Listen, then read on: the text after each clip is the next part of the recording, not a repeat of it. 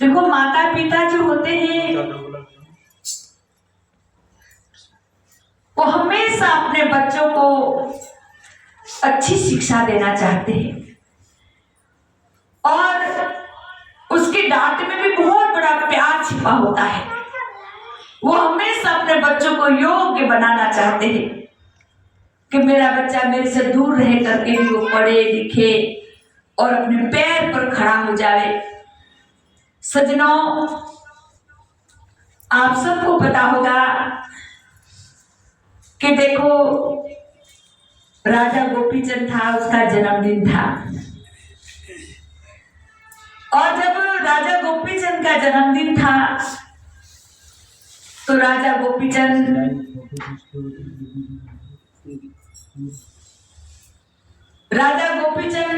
को उसकी रानियां सुंदर सुगंधित तेल घिस करके मालिश करके नहला रही थी। तो राजा गोपीचंद की माता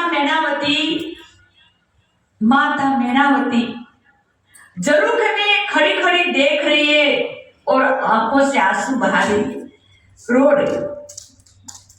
जब देखा गोपीचंद ऊपर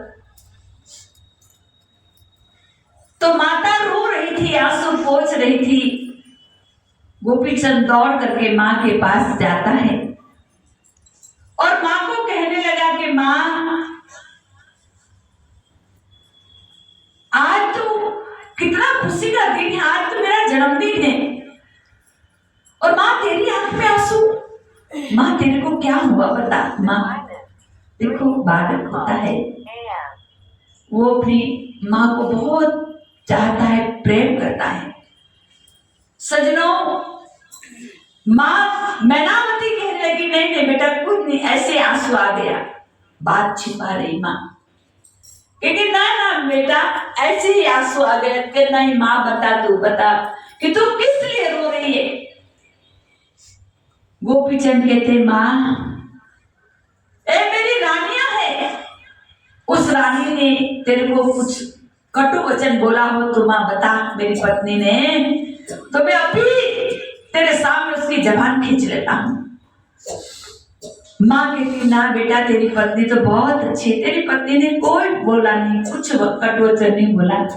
तो माँ बताइए प्रजा ने तेरे पर कुछ अंगुली उठाई हो तो माँ तू बता, ये अभी मैं उसका हाथ काट देता हूँ। सजनों, माता मैनावती कहने लगी नहीं नहीं बेटा, ये प्रजा ने भी कोई अंगुली नहीं उठाई, कुछ बोले नहीं बेटा। तो गोपीचंद कहते माँ तू बता, तू किस लिए रो रही है।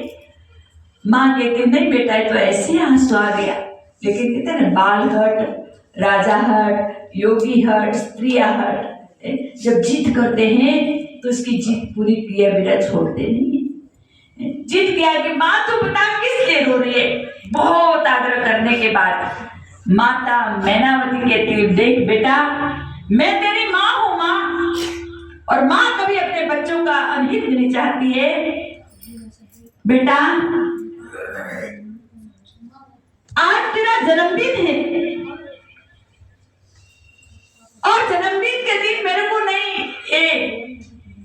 सोना चांदी गहना चाहिए कि नहीं घोड़ा गाड़ी चाहिए, ना जमीन जायदाद चाहिए बेटा। बस तू तेरी माँ को खुश करना चाहता है आज, तो बेटा तू मेरी बात को मान। कौन कह रहा है, कौन कह रहे? माताओं है? माता कह रही क्या तेरी माता को खुश करना चाहता है तो बेटा तू मेरी बात को मान। बेटा तू तो क्या तेरे से भी सुंदर तेरे पिताजी थे, और तेरे पिताजी को मैं रोज कहती थी कि चलो सत्संग में, चलो सत्संग में, चलो थोड़ी देर संत महात्मा के पास बैठ के आते हैं, थोड़ी देर सत्संग सुन के आते हैं। तो तेरे पिताजी कहते थे कि अरे आज तो राजकारण में इतना काम है, कल जाएंगे। कल जब दूसरा दिन आया तो माता मैनावती कहती थी चलो सत्संग में चलते हैं, थोड़ी देर आश्रम में जाते हैं। तो तेरे पिताजी कहते थे बेटा कि आज तो मैं निकल ही नहीं सकता, आज तो ऐसा काम आया राजकारण में कि मैं निकल ही नहीं सकता, कल जाएंगे। सजनों कल कल कल करते करते वो कल आई नहीं, वो कल आई नहीं। और सजनों राजा बीमार हो गए और ज्ञान के बिना, सत्संग के बिना वो संसार छोड़ करके चले गए।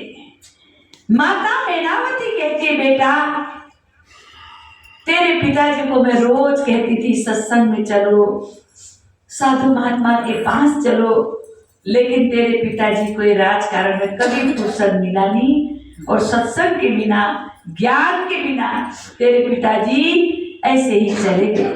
बेटा बस मैं तेरे को यही कहना चाहती हूँ कि बेटा मेरे को कुछ नहीं चाहिए, लेकिन मैं चाहती हूँ कि तू सत्संग में चल और सत्संग में जा करके तू उस ज्ञान को जान ले, उस सच्ची भक्ति को जान ले। गोपीचंद कहते माँ तेरी कोई ऐसी बात है कि जो मैंने तेरी बात को नहीं माना? माँ जिसमें तेरी आत्मा खुश है, जिसमें तू प्रसन्न है, इसमें मैं भी खुश हूं माँ। तो देखो सजनों गोपीचंद का इतिहास हो तो आप पढ़ते ही